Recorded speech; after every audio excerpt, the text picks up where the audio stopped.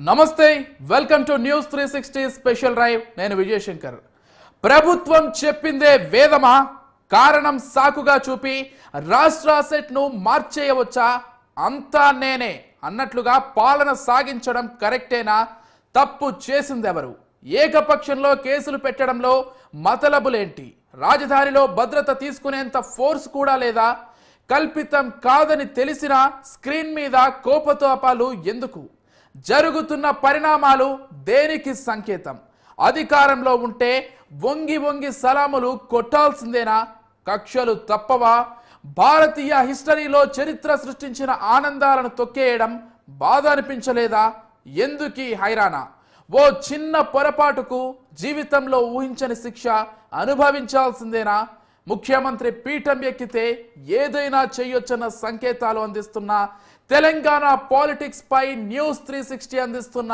ప్రత్యేక కథనం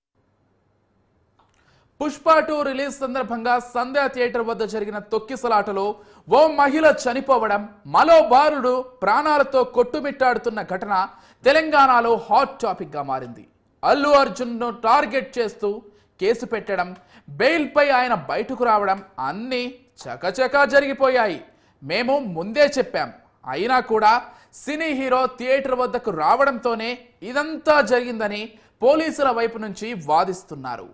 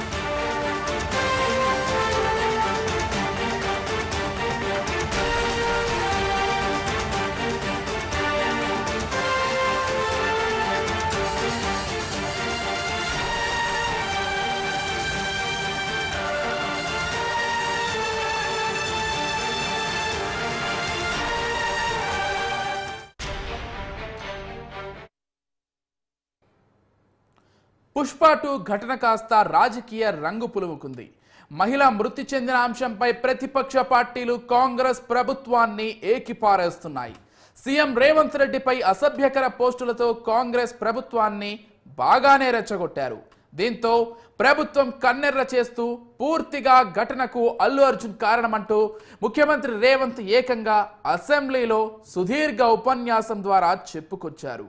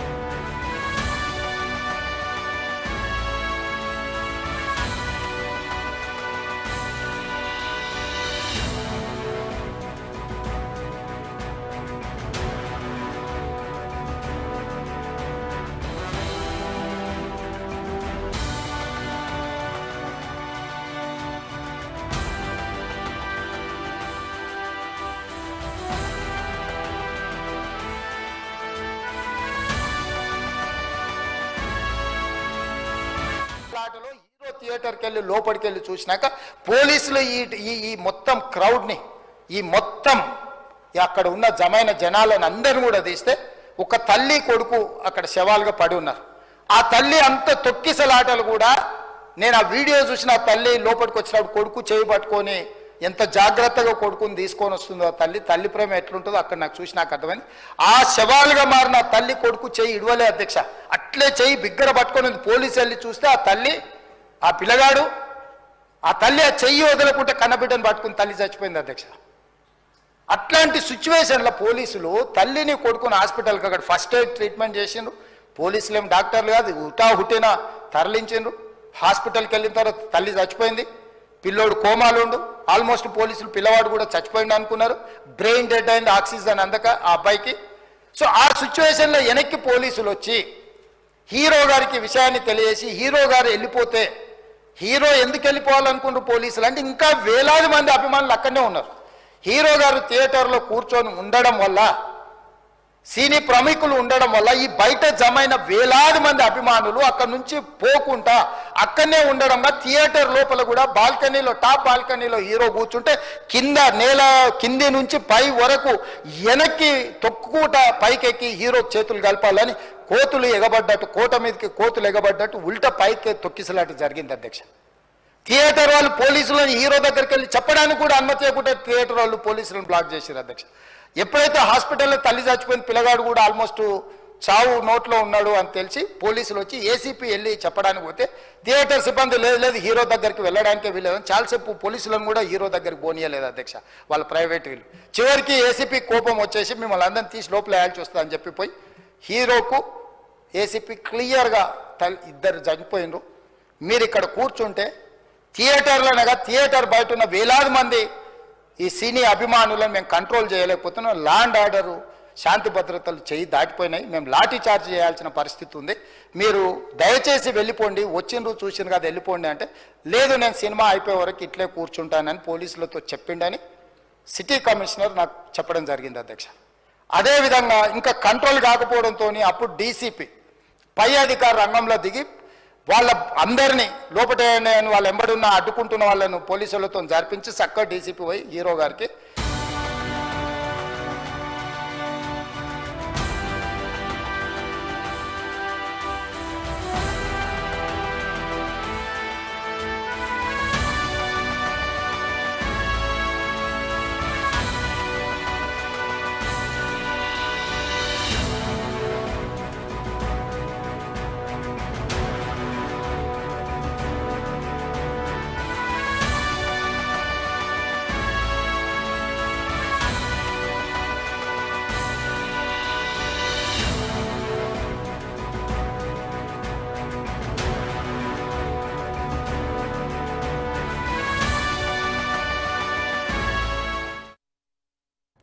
సీఎం రేవంత్ రెడ్డి ఓ విషయాన్ని మర్చిపోయారు.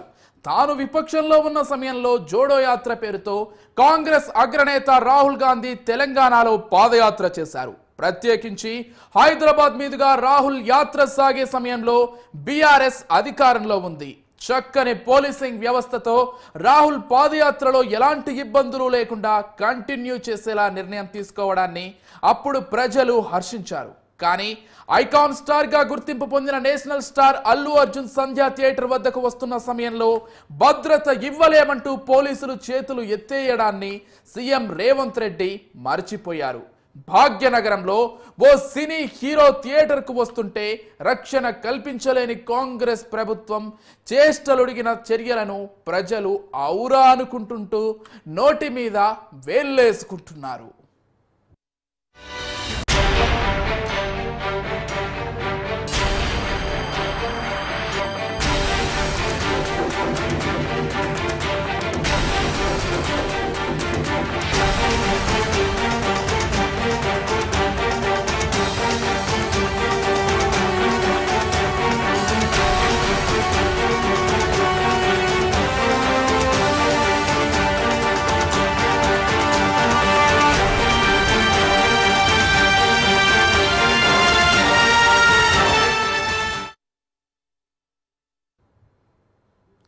తెలంగాణ పోలీసులకు ఓ ప్రత్యేకత ఉంది.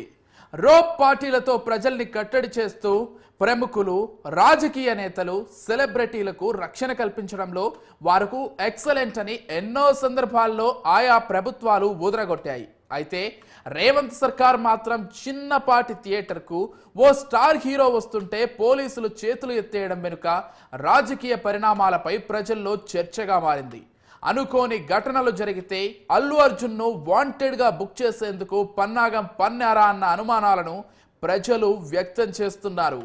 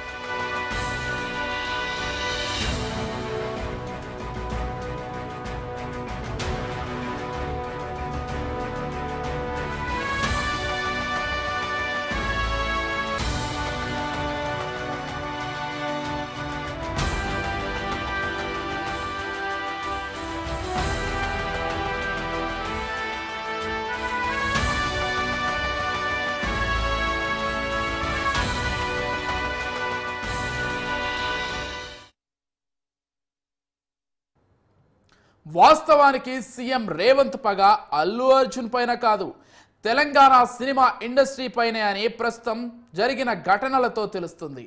అందుకే కారణం కూడా లేకపోలేదు. ఏపీలో సీఎంగా బాధ్యతలు చేపట్టిన చంద్రబాబుతో పాటు డిప్యూటీ సీఎం పవన్ కళ్యాణ్ను టాలీవుడ్ ప్రముఖులు కలిసి అభినందనలు తెలిపారు. కానీ ఆ స్థాయిలో ముఖ్యమంత్రిగా బాధ్యతలు చేపట్టిన రేవంత్ రెడ్డిని టాలీవుడ్ ప్రముఖులు ఆయన్ను కలవడంలో విస్మరించడాన్ని కారణం తెరపైకి వస్తోంది. మరోవైపు పుష్ప 2 మూవీ సక్సెస్ మీట్లో తెలంగాణ ముఖ్యమంత్రికి ధన్యవాదాలు అన్నారే కానీ ఆ సమయంలో రేవంత్ రెడ్డి పేరును చెప్పడం అల్లు అర్జున్ మరిచారు. దీన్ని మనసులో పెట్టుకున్న సీఎం అల్లు అర్జున్ను టార్గెట్ చేశారని తెలుగు రాష్ట్రాల్లో టాక్ లేకపోలేదు.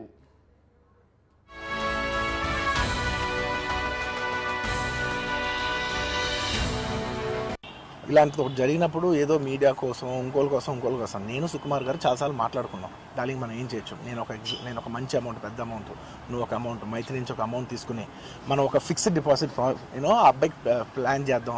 ఊరికే మనం ఏదో చేతులు దుడి చేసుకుని అలా కాకుండా మిగతాలో కాకుండా మనం జెన్యున్గా ఏదో చేద్దాం డార్లింగ్.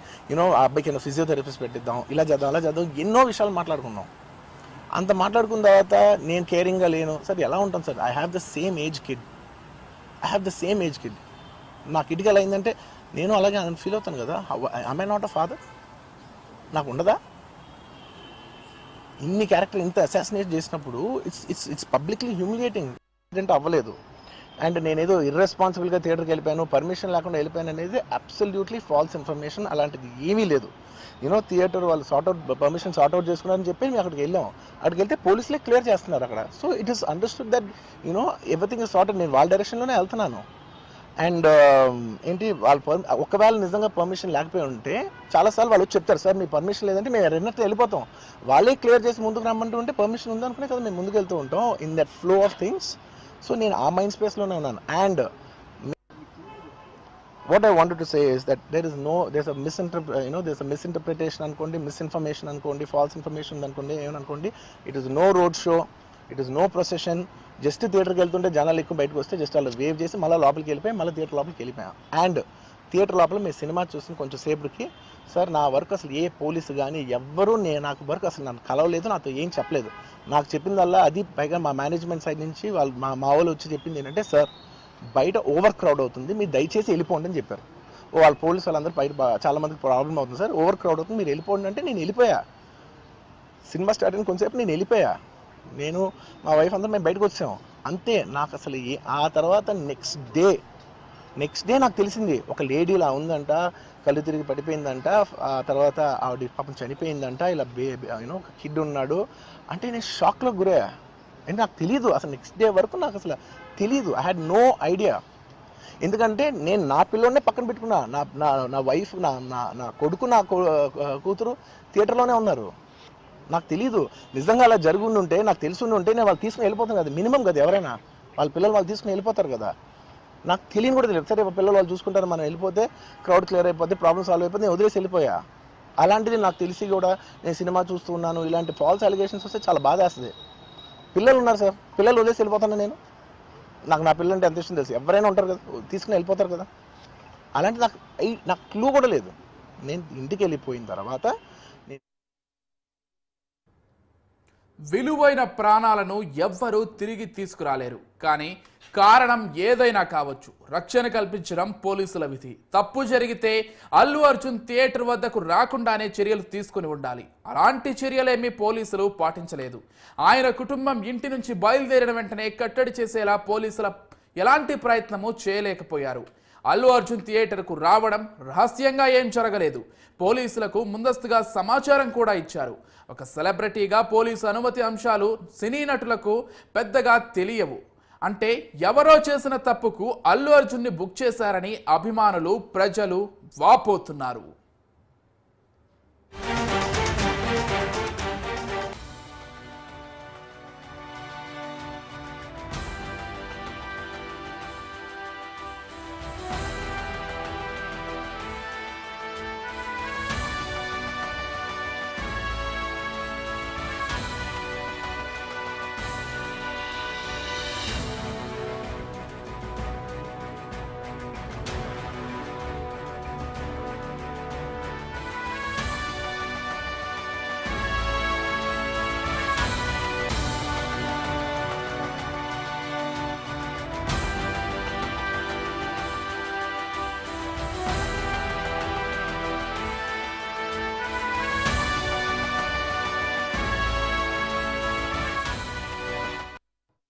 పుష్ప 2 మీరందరూ చూసిందంటే పుష్ప 2 మంచిగా ఉందంటే మీరు చూడండి. నేను కూడా చూసిన.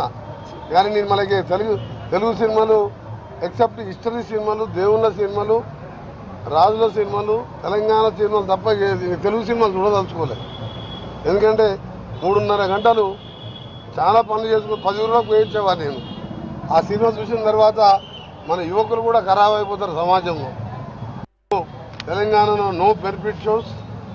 వాళ్ళు ఎంత పెద్ద బడ్జెట్ సినిమాలు తీసినా కానీ రేట్లు పెంచే విషయంలో కూడా ఆచితూచి వ్యవహారం ఇచ్చి, అదేమైనా దేశ స్వతంత్ర పోరాటానికి సంబంధించిందా, ఏమైనా తెలంగాణ ఉద్యమానికి సంబంధించిందా, ఇంకేమన్నా ఒక జనరల్ యూత్కి మెసేజ్ వచ్చే పిక్చర్స్ డ్రగ్స్ మీద కానీ ఇంకా దేని మీద కానీ హిస్టరీ మీద, పాత హిస్టరీ రాజుల కాలం అలాంటి వస్తే సినిమాలు మాత్రం ఆలోచిస్తాం. అది కూడా నామినల్గా.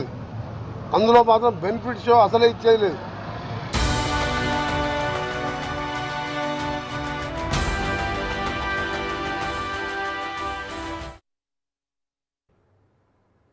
సీఎం రేవంత్ రెడ్డి పాలన ప్రారంభమైన నాటి నుంచి తెలంగాణలో కొట్లాటలు లేని రోజు లేదు.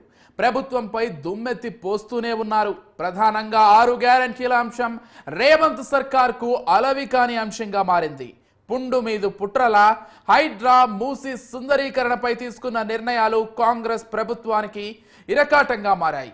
ఇంతేనా, లగచర్ల ఇష్యూలో కలెక్టర్పై దాడి జరిగిన సంఘటన ప్రభుత్వం చేతులారా చేసుకున్న ఓ తప్పిదం. స్థానిక ప్రజలతో ముందస్తుగా మాట్లాడకపోవడం, వారి న్యాయమైన కోరికలను ప్రభుత్వం పట్టించుకోకపోవడమే ప్రధాన కారణం.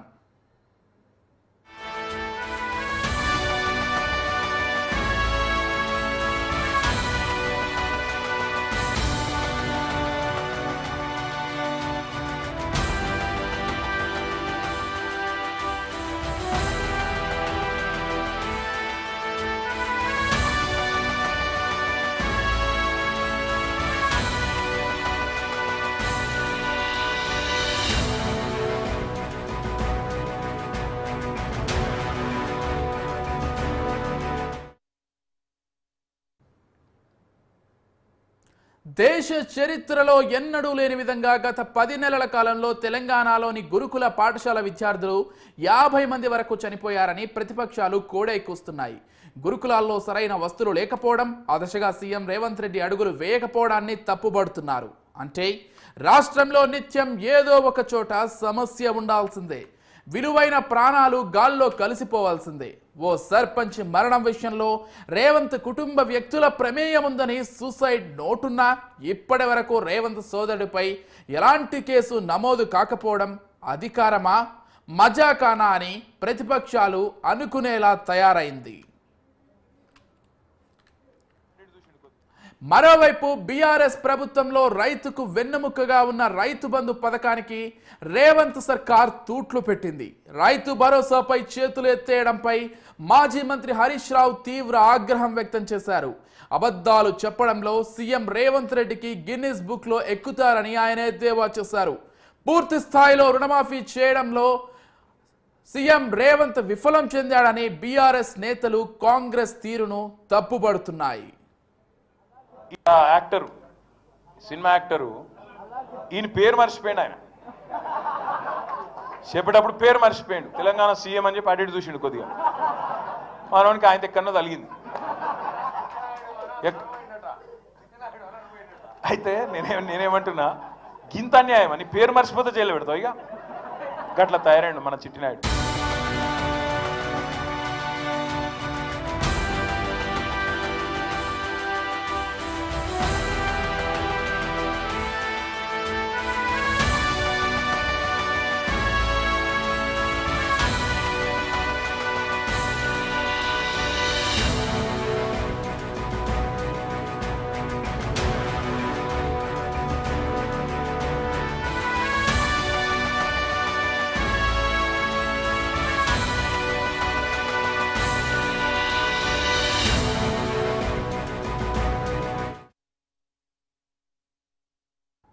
రేవంత్ సర్కార్ పూర్తిగా బ్లాక్ మెయిల్ విధానాలకు పాల్పడుతోందని ప్రతిపక్షాలు పదే పదే విమర్శలు గుప్పిస్తున్నాయి. కాళేశ్వరం, ఫోన్ ట్యాపింగ్, ధరణిలో అవకతవకలు ఉన్నాయని కానీ ఎక్కడా నిరూపించకపోవడంతో ఉత్తుత్తి రేవంత్ అన్న అపవాదును మెడలో వేసుకున్నట్లుగా తయారైంది. ప్రభుత్వాన్ని నడిపించేంత స్థాయి రేవంత్కు లేదా అన్న చర్చ కూడా నడుస్తోంది. కేవలం ఢిల్లీకి వెళ్లడం, కాంగ్రెస్ పెద్దలతో ముచ్చటింపులు, వెంటనే తిరిగి రావడం, అంతేగాని కేంద్ర ప్రభుత్వం మెడలు వంచి తెలంగాణకు ప్రత్యేకంగా తీసుకొచ్చిన నిధులు ఏమైనా ఉన్నాయా అంటే వెతుక్కునే పరిస్థితిలో రేవంత్ సర్కార్ ఉందని ప్రజలు బాహాటంగానే మాట్లాడుకుంటున్నారు.